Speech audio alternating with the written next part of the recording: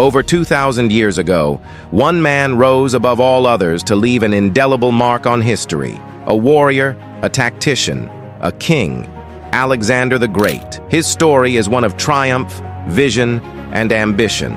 But hidden beneath the well-known tales of glory lie untold secrets.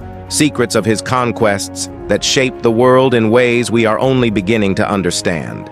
Today, we unravel the mysteries behind his legendary rise, the untold strategies, personal sacrifices, and unexpected alliances that led to his unparalleled empire.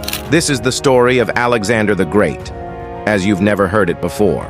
Born in 356 BCE, Alexander was not destined to be a regular king. From a young age, he was trained not only in combat, but also in the philosophies that shaped his worldview. His mentor, the great philosopher Aristotle. Aristotle imparted more than just knowledge. He instilled in Alexander a sense of destiny, a belief that he could unite the known world under one banner.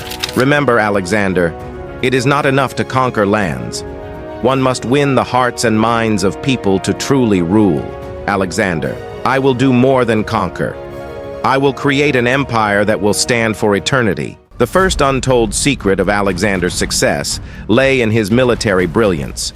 One of his greatest innovations was the use of the Macedonian phalanx, a formation that made his army nearly invincible. But beyond that, it was Alexander's ability to adapt and think ahead that set him apart. While the phalanx held the enemy at bay, Alexander often used his cavalry to outflank and surprise his opponents. He wasn't just a warrior, he was a chess player on the battlefield, always several moves ahead.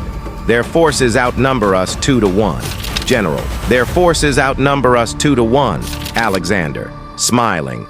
Numbers are irrelevant when we control the field. Position the phalanx here, but I will take the cavalry and strike from the rear. They won't know what hit them. While his military conquests were legendary, Alexander's true genius may have been in his political maneuvers.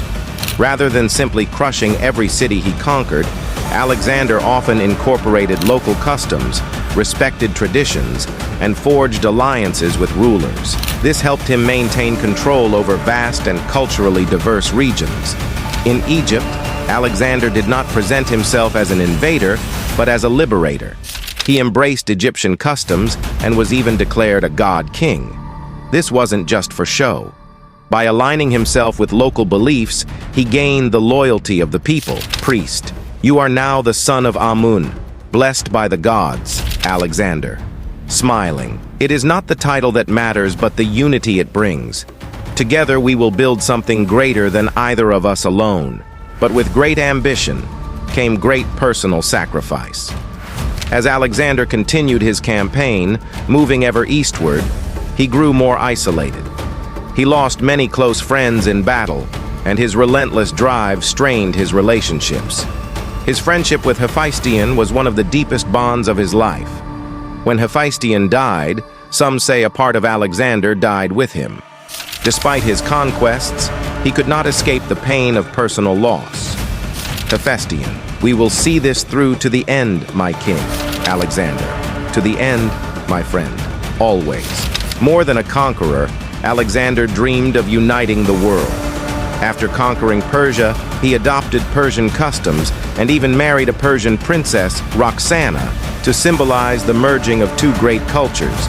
But not everyone agreed with Alexander's vision. His Macedonian soldiers began to resent the influence of Persian culture and his insistence on treating former enemies as equals. General, we are Macedonians. Why should we bow to Persian customs? Alexander, because we are not just Macedonians anymore.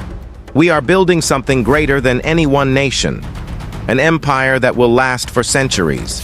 Alexander's desire to keep pushing east led him to India, where he faced some of the most difficult battles of his life. The untold secret of his Indian campaign is not just the fierce resistance he faced, but the toll it took on his health and his army's morale. Though victorious, the battle left Alexander's army weary. His men, after years of campaigning, refused to go further. Soldier, we have followed you to the ends of the earth, but we can go no further. Alexander, pausing, looking out at the horizon. Very well, we will return. At just 32 years old, Alexander the Great died in Babylon under mysterious circumstances. Some say it was poison, others believe it was illness. But his legacy was already secure. He had built the largest empire the world had ever seen. Though his empire crumbled after his death, the impact of his conquests lived on. Greek culture spread across the known world, blending with Persian, Egyptian, and Indian cultures, a phenomenon we now call the Hellenistic Age. There is nothing impossible to him who will try.